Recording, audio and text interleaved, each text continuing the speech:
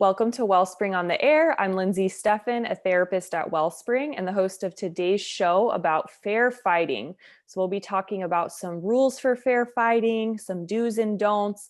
This is a very important topic, interesting topic, because we all fight. So we all are going to find ourselves in a disagreement or an argument. So maybe this is a way we can fight better, more productively, with better outcomes and having stronger relationships because of it, because conflict's normal. It's going to come in life. So we just need to know how to handle it.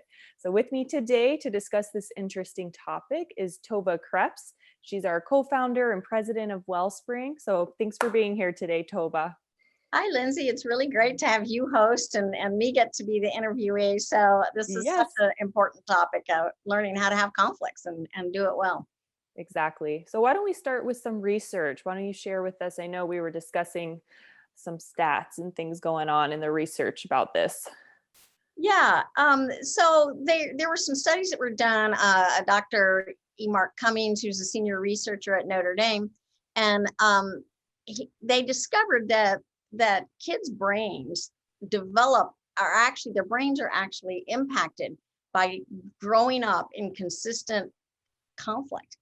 They literally, the stress that it puts on them impairs their learning and their memory. So that's like a big deal, that if we have this constant serious conflict going on in homes, that we're literally impacting our children's brains.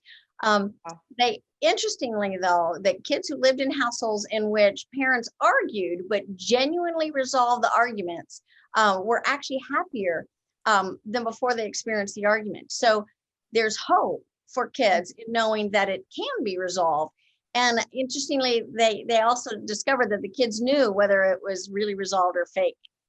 Wow, that's interesting. Kids are the smartest. They know the truth. They can read people. Yeah. They live there, they know, and so the idea that we're pretending we're not fighting, but really we are, they don't miss that. And the older they get, the more they really don't miss it and pick it up. So I just think that kids need to be reassured that their parents can work through things, and then they get it modeled, and they can work through their friends, and they can learn how to stand up for themselves, but speak for themselves with their friends and their own marriages and their own relationships. These things affect relationships, and you have good relationships if you can figure out how to fight fair.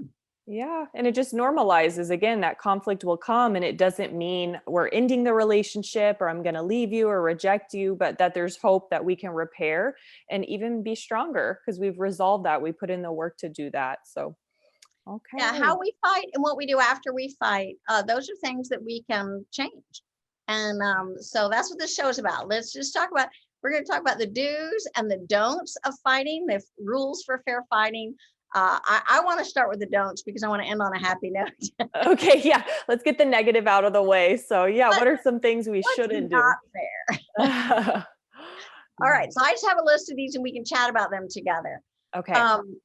So let me grab it here. So the first thing is not fair fighting is to stonewall. In other words, you don't fight. And so it's kind of a refusal to engage in the conflict. And there are different reasons for that people do that. Maybe they're afraid of conflict, so they never learned how, and so they think it's dangerous, and so they never get into it. Maybe they don't want to be held accountable, so I don't want to talk about it because they know it's their bad, and they don't want to. I know I'm in the wrong here, so let's just ignore it. Let's not talk about it. Yeah. Yeah. Or maybe they are kind of punishing someone for calling them out. So that's stonewalling. So stonewalling is to just walk away, to ignore it, to delay the conversation eternally so it never happens, to refuse to listen. I don't know if you have good examples of stonewalling, but. Yeah, well, I just imagine it's kind of a good way to build some resentment because we can never resolve anything. So I just think of it piling up, and I'm mad about this and this, and eventually we have 100 things unresolved. So yeah, I can imagine how frustrating this is. I worked with a mom who had a teenager who refused to ever talk about anything, and the mother's resentment really did build, like you're saying, because she couldn't get at it because the child, I don't want to talk about it. I don't want to talk about it. Walk out of the house. So this can happen between all different types of relationships where we refuse. I mean, a boss can refuse.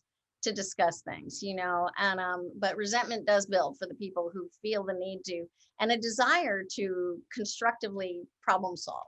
Right. So this is kind of the sweep it under the rug families. I know some of my teens, they even describe that like, yeah, we don't talk about an issue. We have a huge fight, or yeah, maybe the person walks away, but then we act like it never happened. So, or there's a crisis, but then it's like, oh, we don't discuss it ever again. And so the kid is thinking this is not normal. They know that. They have that gut instinct. And I think back to earlier, you said the quality of the during the fight and what you do after the fight. And so you just described it after the fight, never talk about it again. That's another piece. It's a different type of stonewalling. You have the fight, but then you never like go back and say, wow, that was a big deal what happened between us, but I'm still okay with you, or whatever it is that is to fix that after effect. So I think right. You don't know where you stand because yeah, we didn't address it again. yeah. So a second one on what not to do is to be defensive. So that is human nature. Someone tells us we did something wrong, our very first reaction is to defend ourselves or to blame somebody else. Adam and Eve did it. It's just what we do as human beings, but it really isn't okay. So healthy fighting is to say, I want to hear what you have to say, and then maybe I'll explain myself, but my first response isn't, no matter, you're talking about me, so I'm going to defend it. So being defensive is like making excuses, refusing to take any responsibility, using words like always or never, or that it's just instant. I'm not really going to hear what you have to say because I'm so busy defending myself. Yeah, I don't want to hear it. And I don't want to be wrong. So it's like the decision's made before you even have the discussion. Yeah. Then another rule not to do to fight fair is to bring up the past. So sometimes the past is relevant. Someone may be bringing up something and it is part of a long-standing pattern. And so that's why I'm bringing it up. That's not what we're talking about here. What we're talking about is like, I'm upset with you because you're late. And your first response is, well, you were late last month. Yeah. That's bringing up the past. It's like, it's a sidetrack to the issue. Yeah. Well, you've done it before or whatever. And so maybe both are true. So I was late last month. You had a right to be angry and I should apologize. You're late this day and I have a right to be disappointed and you should apologize. So each issue needs to be handled independently in healthy conflict resolution. You need to say, this is what I'm bringing up about this today. And on another time, we can talk about the past. And maybe I need to apologize to you for something, but one does not negate the other. Each issue stands on its own. Yeah. And that's so great. I think we see that a lot at Wellspring and marriage counseling, because you have to be able to not bring up the past eventually. If you guys have someone is repentant and you truly are trying to move forward, every time you bring that up, it's not productive or helpful, and you'll never move forward if you're still living in that past mistake or scenario. So super damaging. We know that. Yeah, for sure. Another thing that can happen in not fighting fair is to actually make someone pay for having brought it up. So I'm going to get revenge on you. You brought this up by being angry or accusing. So like an example might be, so somebody brings something up and you make it, well, if that's the way you feel about me, we just shouldn't be married. Yeah. Or even at work, so I guess I should just quit my job, or I guess that's like, I'm going to make you pay for bringing up something that really might be workable, but I'm going to throw out the whole thing, or that's like getting even with you for having made me look at this. Right. Make me uncomfortable. So then I'll threaten you with some big catastrophe. Yeah. Almost like you're letting them know I'm not willing to address it. So I'm just going to threaten you and hope that works and you be quiet. Yeah. Well, if that's the way you feel, I guess I'm just not going to be here or whatever. So yeah, it's punishment for having been honest about it. So, all right, I have a couple more here. Okay. So then we kind of, the real escalation that we think of as not fighting fair is to actually attack. So the first way we attack is with our words, but we're literally not talking about the issue. We're now going to talk about a person's character in a negative way, who they are. So you begin to blame them or put them down. Well, a stupid person like you wouldn't, That's name calling, mocking them. Oh, I guess you're mad. This kind of mocking, sneering, making faces, making them feel foolish or belittled in some way because they're bringing this conflict to you. So all that name calling, blaming, you probably have some good examples. Yeah, well, I just think this starts to go into really the verbal abuse category where you're right. I mean, we see this in couples, but yeah, I see this with parents, kids, and friendships where, yeah, instead of, again, it's a defensiveness. I don't want to look at the issue or myself, so I'm just going to start like throwing dirt on your face and making you the bad guy. So, oh, you would say that because da da da.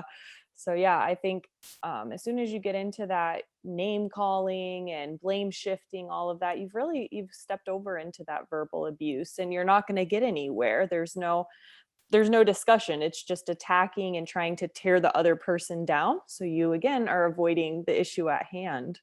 Right. It's really a big distraction. I'm going to make you feel ashamed or foolish or less than, putting them down in order for me to feel better, in order to not have to discuss this issue, in order to punish you for having brought it up. So it's verbal abuse. And then we move to actual physical abuse, which is obviously not fighting fair.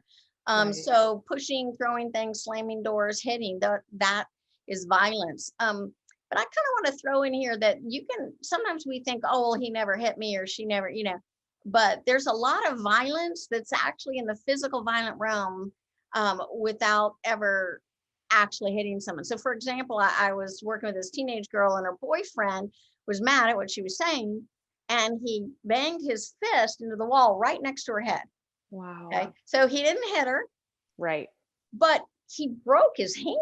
Oh my goodness. In the process. So she was threatened with violence, and so it was still, and even someone who's like a parent could do this, maybe not even intending to, but if you're a big person relative to a smaller person or a child, just getting really close to them is ultimately a violence threat, because your size intimidates them, overpowers them, our volume being so loud that we drown out all other speech happening. Yeah, so, I can think of that. A dad didn't like being told anything about his drinking. And so he would get really, like you're saying, loud and big and tower, never hit, but slamming dishes in the sink, just that's scary to anyone, an adult, but especially a child. And so that's intimidating with your body, your size, and kind of that power differential for sure. Right. Okay. So that's my list so far. Okay. Well, that's perfect because we got through it and we actually have to take a break. So well done. We're on track. So, all right. Well, definitely. If you joined us late, you can go to Wellspring on the Air, your favorite podcast channel, or go to our website blog, wellspringmiami.org, and you can search for this topic on fair fighting. So I'm Lindsey Steffen. We will be right back. Welcome back to Wellspring on the Air. I'm Lindsey Steffen. I'm here with Tova Kreps, our co-founder and president of Wellspring. So if you're just tuning into the show, our topic today is rules for fair fighting. So we just went over some don'ts in fighting, and now we're going to talk about some do's, some positive things we can do to fight well and have better outcomes. So Tova, why don't we dive right in? Okay, so pretty obviously, these are the opposite of the list we just went through of what not to do. So these are the to-dos, but I like thinking about how to do it well, because actually fighting is a skill set. And the key is how do I communicate my part of something I have a conflict with someone over and do it respectfully in order to come to some good outcomes. And so the first one is you have to fight by mutual consent. So this idea is sometimes we really want to solve something with someone, and like, I want to talk about it now. Well, the first rule is both parties have to say, okay, I'm willing to talk about it. And there are people who will never do that. And so that is a different issue. But to fight fair, you have to say, okay, it's a good time. So I think it's about respecting, I had to learn not to bring things up to my husband when he just walked in the door from work. Yeah. Let him have a little downtime. Let him, don't do it in the middle of other times. So I'm a lot better at timing things that might be hard to talk about for a restful time. And the temptation is that when things are good, you don't want to bring up the bad. But bringing it up in the middle of some other stressor is not the time. And so No. it's about saying, I really, making an appointment with someone. I really want to talk about this. I know it's not a good time. When would work for you? That would be an example. Would you be willing to talk about it on Saturday? You kind of make an appointment because it's a mutual respect. That's a great point. Because you're right. If we're hungry, we're tired, that's not going to be a good time after work. You're processing the day. So I had a client who she would always bring up things in bed just because that was finally the time the kids were put to sleep and it was finally their alone time. But of course, fighting before going to sleep is a horrible idea. So like you said, they started to set an appointment. So, okay, like Saturday, we'll have lunch, or while the kids are at soccer, let's go ahead and take that time to walk and talk. And that worked much better than those bedtime fights. It's hard to make yourself make an appointment to have an argument, but it actually is respectful. And, and it gives other chance for both sides to kind of prepare for it. And, Yeah. and they're typically going to come into it in a calmer state. So Yes. that reaction, when you're both hot, when you're both reactionary, that's not the time to actually Right. have a conversation. And it's more fair because both are prepared emotionally, like you said. Whereas, yeah, if the one person brings it up and the other person, they're just not emotionally there, they should have the right to say, not now, because we already know it's not going to go well. Exactly. Yeah. The next rule for fighting fair is to stick to the present. And we talked about this early in the show. If you missed the beginning of the show, go back and listen to it. But we really can only manage kind of one topic at a time. And so even if you're mad, if I'm mad at you and you're mad at me, they're separate things, but we just need to pick one of them. And then I get a turn too to take to later, because when we dredge up the past and we bring all that in, we literally can't solve the current issue. And the goal of a good fair fight is to actually solve it. Yeah. But you can't solve all these old ones all at the same time. So just stick with one issue at a time in the present. Yeah.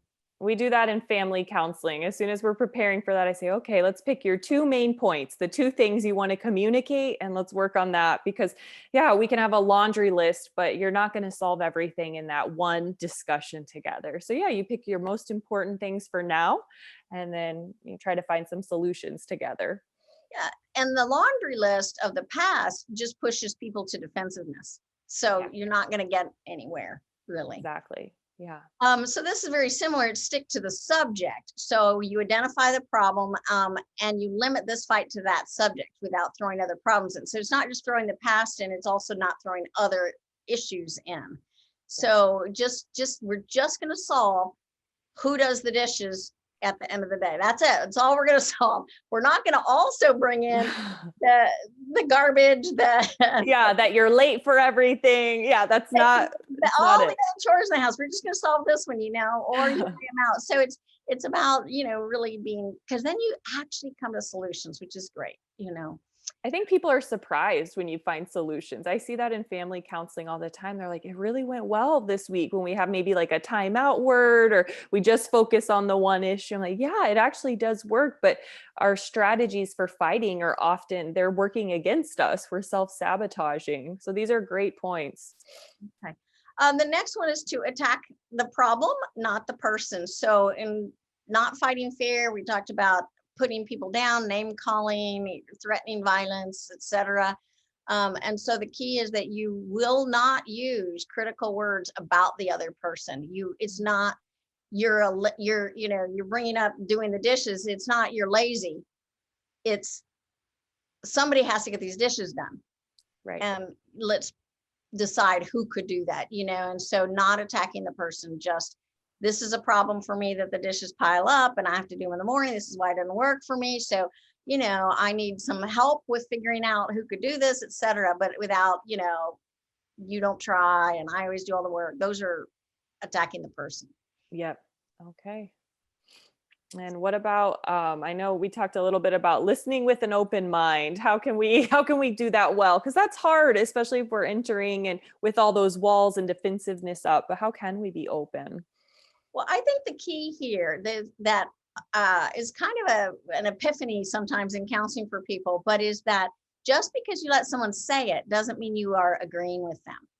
It's almost as if I let them say it out loud, I've condoned it, I've agreed.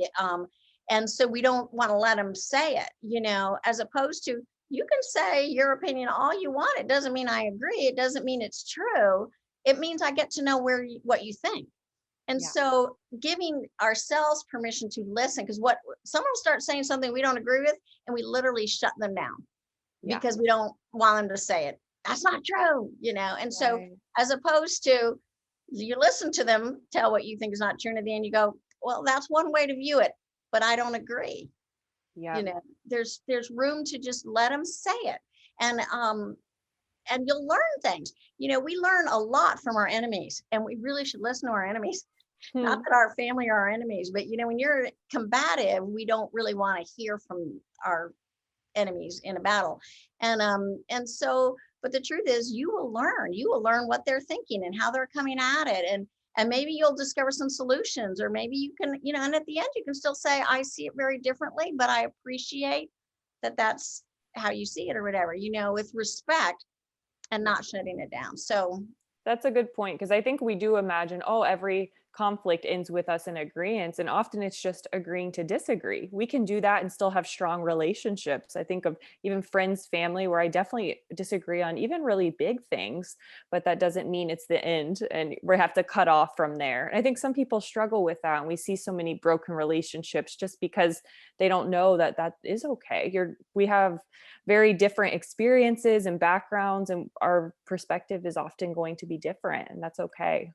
yeah, and I think one of the other reasons we struggle to listen with an open mind is that we've made assumptions that are negative about other people. We assume bad intentions. We think, oh, the reason she's saying that is because she's trying to get me too, or because she feels guilty about it. And we imagine all these assumptions. Whereas if we listen with open mind, maybe that's not the reason they're bringing it up. Maybe they're bringing it up for some whole different thing that we knew nothing about, Mm, because we didn't know them well. We didn't listen well. We don't know everything, but we think we do. We think we know exactly why, especially with family members. We know exactly why they're telling us what they're telling us. And right. we don't. And we're We bringing in kind of surprise that past, those old experiences, and thinking, oh, they're still being that way. Maybe they're not. If we listen with fresh ears, it's hard to do. It's like a discipline, I think, but you can do it. listening with an open mind. The next one is just to seek a win-win. So good solutions, our temptation is, a great solution is I won, you lost. I like that one, huh? But It doesn't if work. that is true, especially if it's a pattern that one person's always losing and one person's always winning, it's going to damage the relationship. It's not sustainable. You're going to have one more fight because it's coming back. Whereas my goal is that you walk away happy and I walk away happy. And my goal is to make sure you feel happy about whatever that compromise was. It's a win-win. Then together, you're going to come up with solutions that'll work, that'll last, and aren't going to keep destroying the relationship. It's just tempting to want to win. We're competitive kind of people, but Yeah, really we lose if we win it's over people true. all the time. We lose relationship with them. Yeah. So big picture, it's a lose for you. Yeah. And I think that comes in with just compromising. And so, yeah, maybe I do hate doing the dishes, but I realize it's better to do them. And then you do the laundry, and, things sometimes it's not fun or easy, but it has to be so you can compromise and still respect each other. Yeah, and respect is the key word. So that's really one of the other main things, is that the entire process, you treat the other person's feelings and their ideas with respect, even if you don't agree. They feel angry, don't just respect. I get that you're really angry. I respect that you're really angry. I don't think it's justified, and here's why, but I respect that that's where you are. I respect you're sad about that or disappointed or whatever. It doesn't mean, just because you respect their feelings doesn't mean you have to. Yeah. So like a parent-child argument, if you think about that, I think parents could be much more respectful of their kids' grand emotions, because they tend to be very more emotional, Yeah. and we could respect how upset they are that they don't get to go to the party all night, and really give that credit. But I still have to make this decision, on behalf of protecting you or whatever it is. But sometimes it's like you shouldn't feel so upset. Right. And Which is so, unfair. We can't tell people how to feel. I think, yeah, that's one of the keys to fighting well is to validate the emotions. Everyone's allowed to feel whatever they feel. And even if you say, okay, the intention wasn't to make you angry, but I am sorry that it made you angry or that it hurt you, even if, kind of you're still seeing the situation differently. exactly. And last but not least is to take responsibility for our own actions. Yeah. When someone tells us they're disappointed in us or angry at us, we want to deflect that. We want to not have to embrace that and say, yeah, I guess I messed up, or I really, but we need to be responsible for what we did and the effect we have on others.